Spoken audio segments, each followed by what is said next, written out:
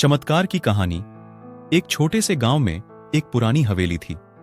उस हवेली का राजा अजीब और रहस्यमय था।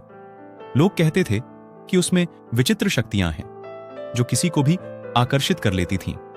एक रात एक युवक जिसका नाम विजय था, विजय ने उस हवेली के बारे में सुना और उसे खोजने का निर्णय किया। उसके मन में बहुत सारे सवाल थे। वह निश्चित था कि वह रहस्य को हल करेगा।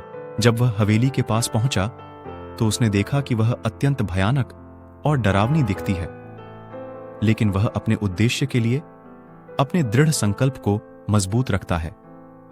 जब उसने हवेली के अंदर चलना शुरू किया तो उसने अनेक रहस्यमय चीजें देखीं। रात की अंधेरी छाया में वह हर कदम पर एक नए आश्चर्य से गुजरता था। एक कमरे में उसने एक पुरानी पुस्तक खोजी जिसमें जादू के सिक्के और चमत्कारी विद्या के बारे में बताया गया था। वह चमत्कारी सिक्कों को देखकर हैरान हो गया। अचानक वह एक गुप्त राजा के खजाने की खोज में पड़ा। उसने एक गहने का संग्रह खोजा जो सोने के सिक्कों और मोती की माला से भरा हुआ था।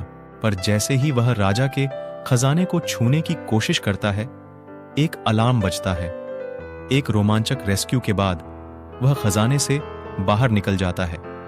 वह गांव में वापस आता है, लेकिन राजा की सेना उसका पीछा करने के लिए उसके पास आती है। विजय को उनको मात देने के लिए एक जादूगर की मदद लेनी पड़ती है। जादूगर की माध्यम से विजय ने राजा को राज्य से निकाल दिया और खजाने को लौटा दिया।